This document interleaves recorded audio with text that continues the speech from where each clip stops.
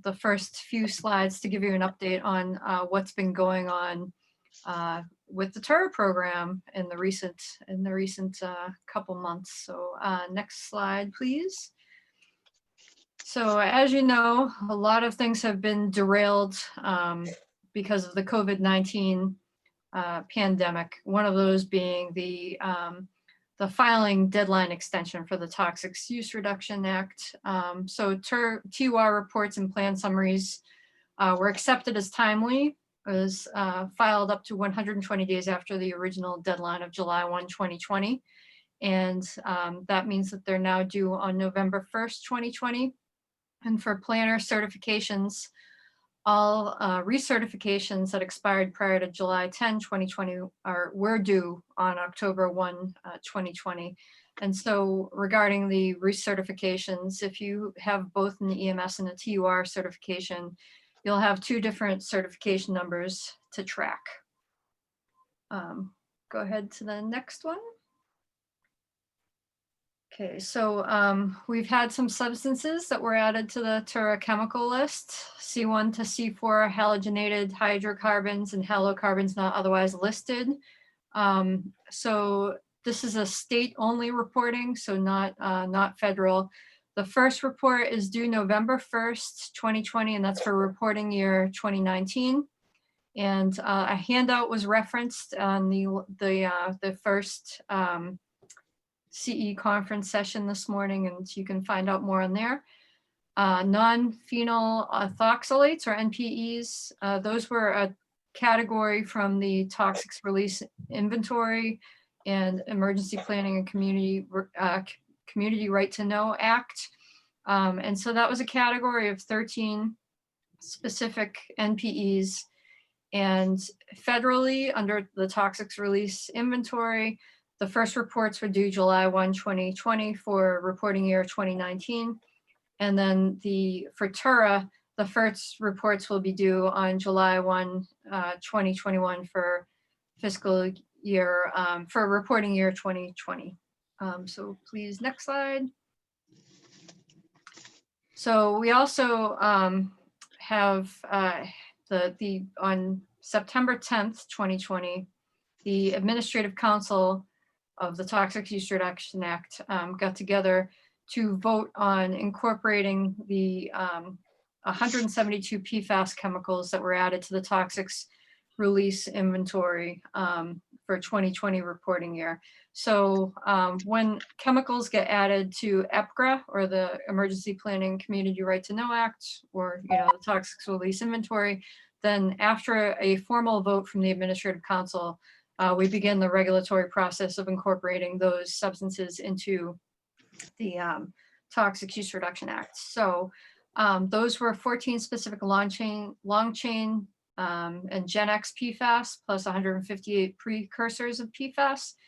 And then those are at a 100-pound reporting threshold. The public hearing process has begun. So on November 20, 2020, which is a Friday, we'll be having a public hearing on the draft regulations by Zoom from 1 to 3 p.m. And so those are not reportable under TURA for the 2020 reporting year. Okay, next slide. We have upcoming meetings. So the TURA Advisory Committee will meet this Friday, October 30th, virtually from 12:30 to 2:30. All meetings will be virtual until we can meet again in person. On the agenda, we have talking about the 172 PFAS substances that were added. We'll be discussing the revised draft PFAS policy analysis, the ad hoc committee on TURA improvement, which I'll get into in a little bit, program update, and then not on this slide, but we did receive a petition to look at carbon nanofibers and nanotubes, so that will be something discussed, and also reappointments and appointments of the members. Tiffany, can I just butt in for a second? Ed Sure. asks a really good question, which is that if PFAS is in the groundwater that a facility is using in their process, will that PFAS count towards their reporting threshold? I don't know. So I think that's going to be a TRI rule. that TURA will follow. So I don't remember exactly what the policy is, Ed, but there are similar things for other contaminants found in water that your facility uses. We'll watch for TRI guidance on that if it's any different than their usual guidance about contaminants in incoming water. Yeah, and I will say, and this is completely off topic, and I'll find out more about it at a pre-treatment coordinators meeting tomorrow, but I know that there will be some monitoring of the effluent water of facilities for certain PFAS chemicals, but I really can't speak too much about, like, I have no expertise in that, and I'm going to find out more about that tomorrow, but I do think that it's going to be something we see regulated in a variety of different ways. Right. And Michelle points out that the de minimis still apply to these chemicals. So the PFOA and I think PFAS both have, or at least PFOA has a 0.1% de minimis as a carcinogen. And then the others, all the precursors and other chemicals have a 1% de minimis. So unless you're concentrating that incoming water stream, then they'd probably be below de minimis. Thanks. Okay, next slide, please. All right, so the TURA Ad Hoc Committee on TURA Improvement. So the Administrative Council has created an ad hoc committee that's going to review the experiences in the more than 10 years since the 2006 TURA amendments. So the goal is to look forward to the next decade and help set priorities.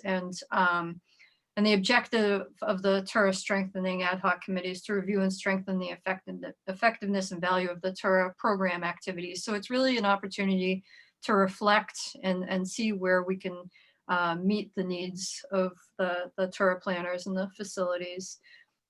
So next slide. So we have our first meeting of the TURA Ad Hoc Subcommittee.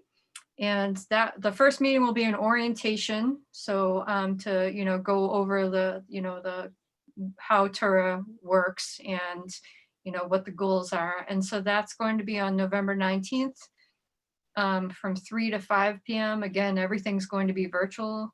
And then there's going to be meeting topics after that. So the meeting topics, the goal is hopefully to meet once a month. We have compliance and enforcement, resource conservation planning, and try to figure out how we can increase participation in the resource conservation planning.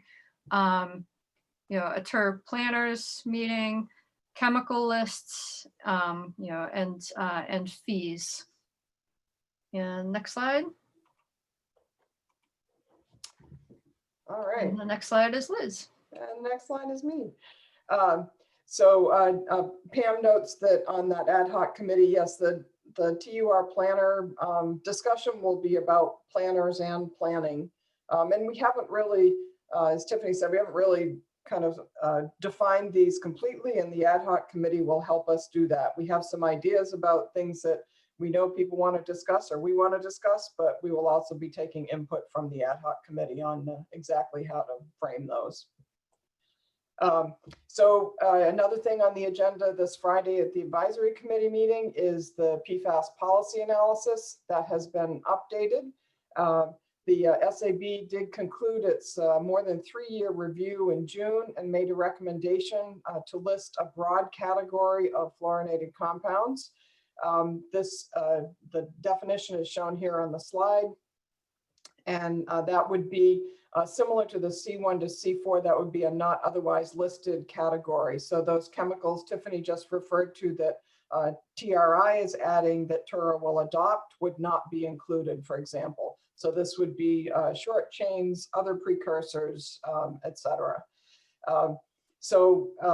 The policy analysis will include a variety of things, as in case you've looked at them before, but it will have an overview of how the prevention approach with TUR complements the other activities going on in Mass. I'm sure you've all heard about various things happening with environmental contamination and drinking water. And so this shows how the TUR approach will help to sort of turn off the tap and prevent future contamination and future exposure to employees or the public. There is a summary of the SAB review and identifying some of the hazards of those C4 to C9 alkaline sulfonic acids like PFHXA and PFOS and PFOA that you may have heard of. The SAB also looked at the phosphonic and phosphinic acids and some ethers like Gen X.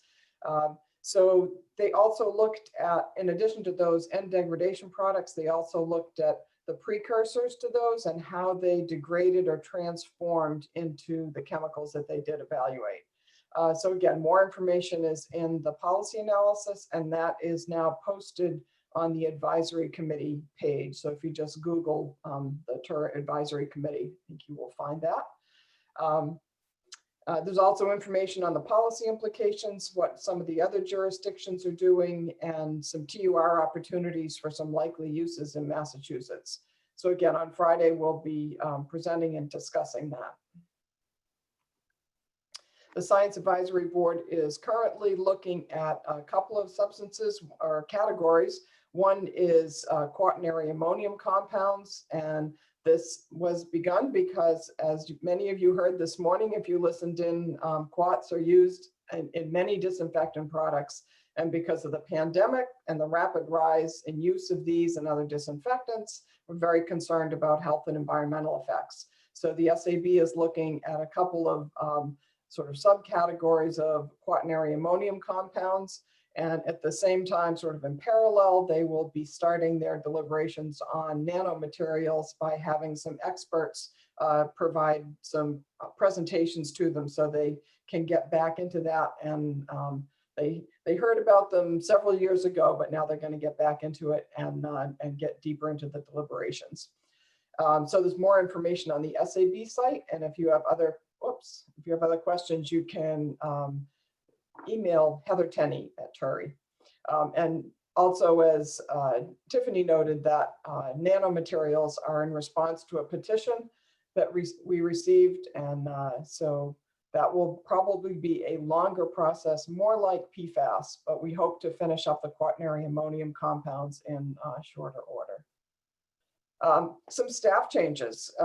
Because this slide came late, we already had to introduce you to Tiffany, but she has taken over for Rich Pizzazaro, who retired. And so she is currently the acting OTA director and executive director of the TURA Administrative Council, and we welcome her leadership. It's great to have you in that role, Tiffany. And also at OTA, Caradwin Foley has joined them to do their communications and outreach. So I'm sure you will be hearing from her, and someday you'll actually be able to meet her in person. At TURI, Felice Kincannon has also retired, and she's taking a well-earned retirement, but you'll probably hear from her as well, because I think we've conscripted her into doing the green list for a little while longer.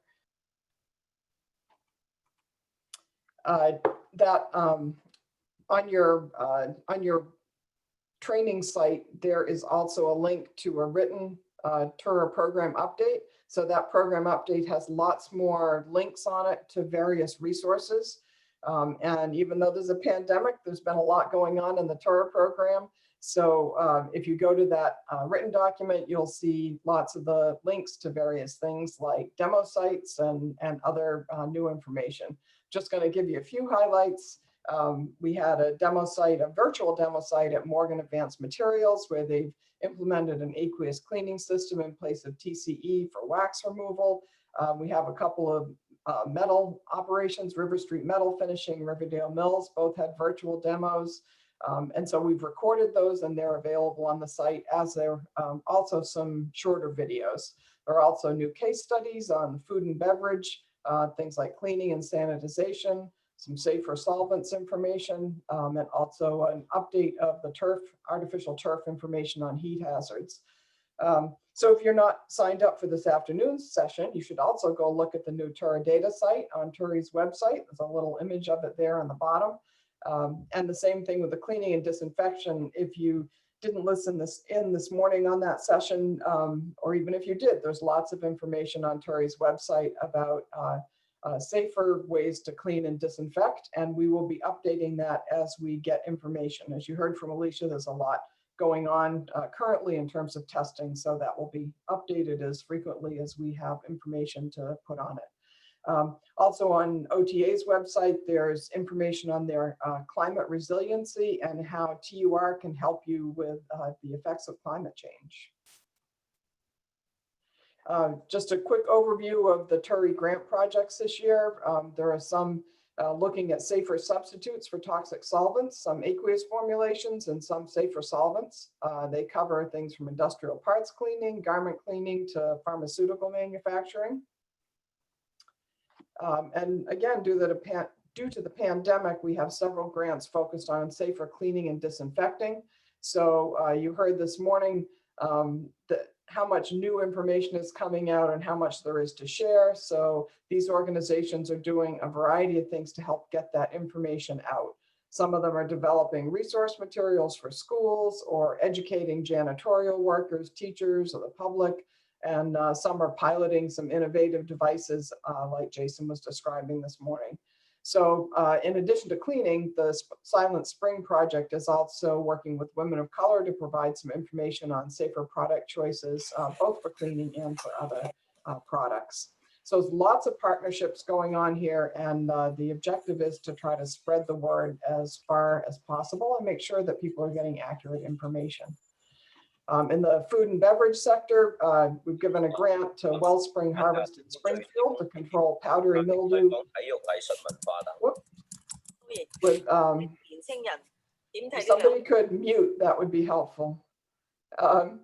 So they're going to be controlling powdery mildew with better process control instead of pesticides, a classic TUR technique.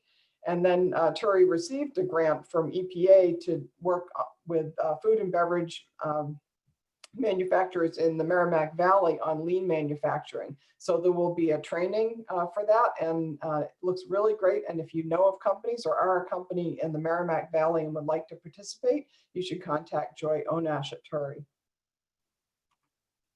And now I'm going to turn it back to Tiffany to say a few things about how you do a virtual site visit. Great. So thanks for that. So OTA staff has been grounded like the rest of you probably, but really itching to go out and do some site visits. So fortunately, we've put together a protocol to do virtual site visits with businesses.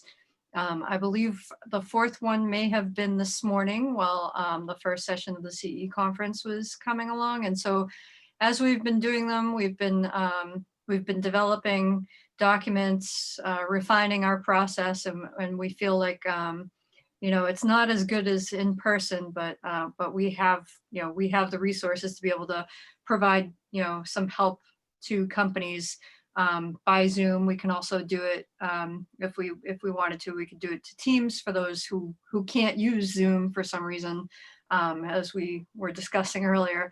But basically, like we're able to provide, with the help of, people carrying around a tablet or a cell phone, we can look at, investigate certain parts of the facilities or materials, collect things in advance from the companies after they fill out a pre-visit questionnaire, and guide the companies through a proper site visit. So the companies that we've done it with so far have seemed to have enjoyed the process, and we've been able to help them out.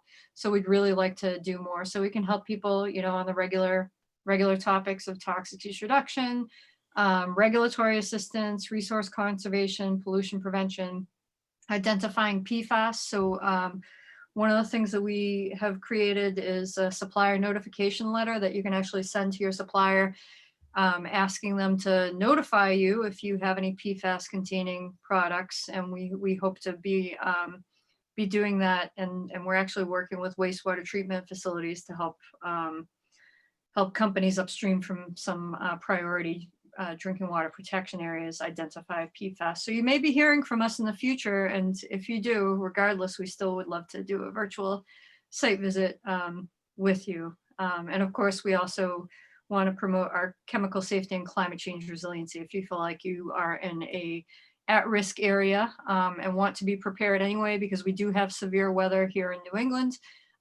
we can help you think about that and look at it through like a TUR lens.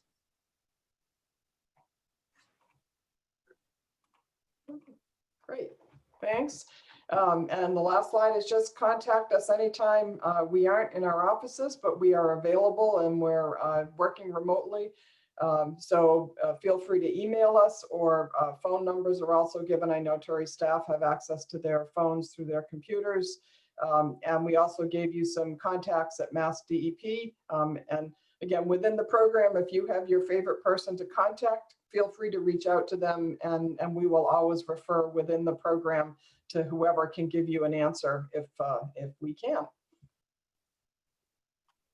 Thanks, you guys. So lots of links were shared just now, but if anybody has any questions for Tiffany or Liz, or we also are joined by Walter and Lynn and Veronica from DEP and others from OTA and TURI, please feel free to unmute yourself and ask your question or put it in the chat.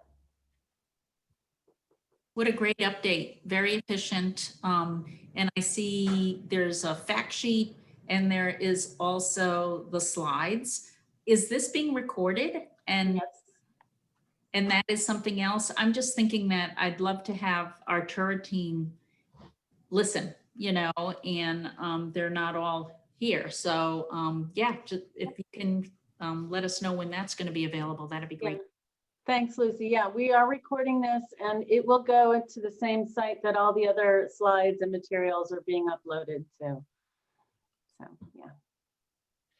So there were some more questions and some discussion about the PFAS reporting and everything. I think that's something you're going to hear a lot more from the program on. As Tiffany mentioned, they're going to be trying to help some companies figure out whether they are using the chemicals. We know a lot of companies don't even know if these surfactants or whatever might be in other formulated products that they're using. So the program will be doing a lot of outreach and trying to assist you. But if you have any questions, feel free to contact us anytime. Yeah, and I'll add that, as we're working with the wastewater treatment facilities, we're going to hopefully be developing a list of products that we find. And that way we can let other facilities know about that. And we've also roped Oregon and Washington State into helping us with that process. So together, hopefully we can have a good list to provide to people so that they can avoid using them. So Walter, we have a question for you. Yes. Walter, when are certificates being sent for continuing ed? That's not me, that's you. That's true. I just read the question. I was like, darn it, that's for me, not him. Once the entire conference is done, we have to go through a process of validating that everybody attended and responded and did what needs to be done and paid. And then we will submit that. So it'll be a week or so after the conference is my guess. Okay. So you mean both days, yes? Both days, right. Okay, so I believe there are a few people that need their certificates like yesterday for at least the today portion. If there's any way that can be expedited, because we have some planners that for whatever reason have waited until the bitter end and need their credits. Okay, so we can work with people individually. Okay, yeah. But contact Brenda Wilson if you need to do that, and we'll go from there. So right. it turns out that was a question for Walter, because that was the question was around the spring DEP reporting training. And so those certificates that people did online this year have been sent to people. So if you didn't get it, you should contact Walter. Is that right? Yes, if you had to take the quiz, if you didn't take the quiz, and I believe there are about 35 people that did that process in spite of the usual 200 and something planners, only about 35 people have taken part in the quiz so far. So if you didn't take part of the quiz, you're not going to get a certificate. And if you did and you haven't gotten it yet, just contact Walter directly. Correct. Yep. There's a record for that. Walter, this is Lucy. my certification as a TUR planner was up in January, and I did submit everything, but I never got a certificate. Do I, I'm not sure how to get that. You mean your letter saying that you were a certified TUR planner? Right, I never got that. I'm on the list, but I never actually got that letter. And I've reached out a few times and I just didn't get any answer, so. I think there's something special about you as usual. I know, what can I Send me another say? email. Send me another email, Lucy. Sure, okay. My Yep. actually, the certification system is currently, it looks like it's jammed because it's just spinning away. I'm in the office today. Okay, And something's frozen about it. And so people know, the reporting deadline and the TUR planner certification deadline is November 1, which happens to be on a Sunday yeah, this year. We have 315 filed TUR reports. We have 265 certified TUR plans. It's a separate process this year, which means we're missing, there's a disconnect of 50, at least on the surface anyway, between filed and certified plans, which leaves us with about 110 or so TUR reports that are due to be filed within the next 3 business days, but you actually have until midnight on Sunday to complete your filings. And then a couple questions about the TURA fees. When will those invoices be going out? Sure. If you filed by July 1, the old school deadline, all of those, almost all of those invoices were sent out about a month later, about somewhere around the August deadline or time frame. For the people that have filed between July 1 and November 1, those invoices will be created and sent out somewhere in the mid to late November timeframe. Okay, great. And then how can a planner or a company find out if their plan was approved or certified or received? You get a confirmation email saying that it was done. And So you can if go they back didn't on, get it, they can just reach out to you. well, and you can also go on to your EDP, log into EDP. If it says signed, that means you have not submitted it. If it says in progress, that means you have not submitted it. If it says submitted, that means you have submitted it. Okay. So Walter, it sounds like there might be some people who are missing part of what they had to do. So maybe if you want to write up a quick little brief, TURI and OTA could send it out to their lists as well, just to make sure everybody understands that they might be missing something. Sure. And what I will actually do later today is run a query to find out everybody who is work in progress or signed but not submitted, and then send them all an email just reminding them. And normally that jostles people and they all of a sudden they come flooding in. Great. Yeah, we just don't want people to miss it by virtue of thinking that they're done and they're not. Right. So, good. Submit, submit, submit, as I used to always say in person. Right. And actually, Cindy Keegan, if she's out here, you have just been approved as a TUR planner. Well, that's Congratulations. been recorded for posterity. Congratulations. This is where you go to your little reaction button and you go, yay. Yay. Oh, look at that. Wow. Okay, any other questions for Liz or Tiffany or Walter or Lynn or any of the other people here from the program? Someone's asked for the supplier notification letter and it's my computer's being slow, but I almost have it, so. All right, great. Well, it's 12:30. There's also a question somebody else asked, and I was wondering the same thing, so I'll voice it. But somebody in the chat asked why there was a separate certification form this year for the tour planner, as opposed to having it all be in one package like it was in previous years. Is that just because all of the responsible officials were certifying anything and everything in the package? There was the perception exactly of that happening. Either the certifying official at the facility or maybe the TUR planner certifying everything. There were ways to look at the digital footprint, basically to confirm or deny whether that was happening.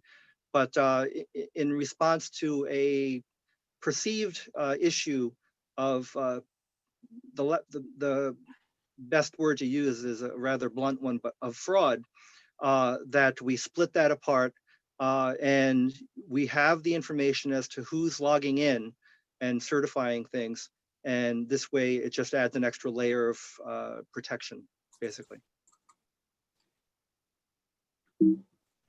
Thank you. So great. I mean, people are welcome to log off if they would like. We're, I think, happy to spend a little bit more time if there are more questions. I'm also curious about whether, for the people who did show up here at noon, whether this was convenient for you. Terry's still trying to figure out what works best in terms of providing virtual CE conferences. So if this, you did it, but it was kind of awkward to do it at noon, then let us know. Or if this was, easy to do while you eat your lunch, then likewise, let Pam know. Right. And actually, so there was part of the quiz for the DEP online training this summer included some questions, and about half said in-person worked better, and about half said they preferred virtual. Yeah, that's been the feedback that we've been getting as well. And I think one of the things that I think is true is that as this virtual world continues, we more and more miss seeing each other in person. So Right. we'll appreciate each other more next time we are able to get together, and that'll be nice. Okay, any other questions? Thanks to you guys. We're back on at 3 o'clock with the TURA data site, right? That's right. And if you have not done so already, please make sure that you register. Again, I want to just apologize. This is a multi-step process that is largely because we have a number of different tools that we're using to put this on between Constant Contact and Zoom. So you may have registered through Constant Contact, but you still need to take that extra step of registering with Zoom in order to get your unique login information. So if you haven't done so, please do. And yeah, we'll see you at 3, and Heather is going to walk us through the new TURA data site, which will be, it's very cool. Hey, Pam, just Yes. to let you know that some of the corporations that we work for has a little bit of heartburn on when we use Zoom. I'm just ignoring that, but just to let you know that corporate America hasn't bought into Zoom at all places sometimes. Yeah, and Beth was saying the same thing. And yeah, I mean, I hear you, and yeah.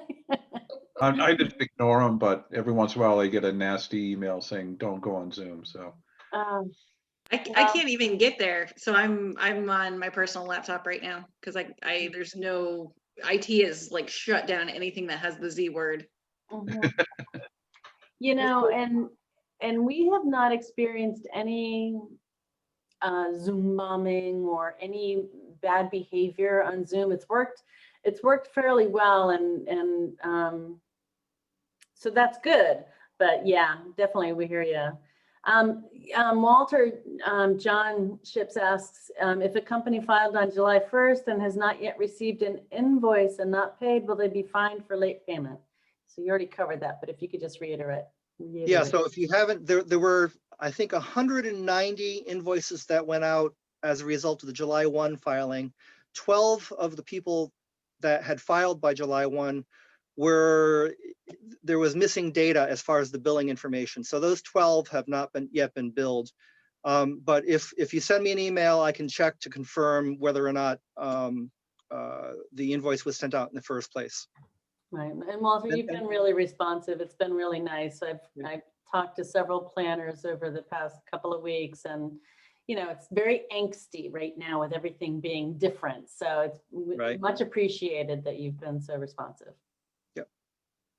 Thank you.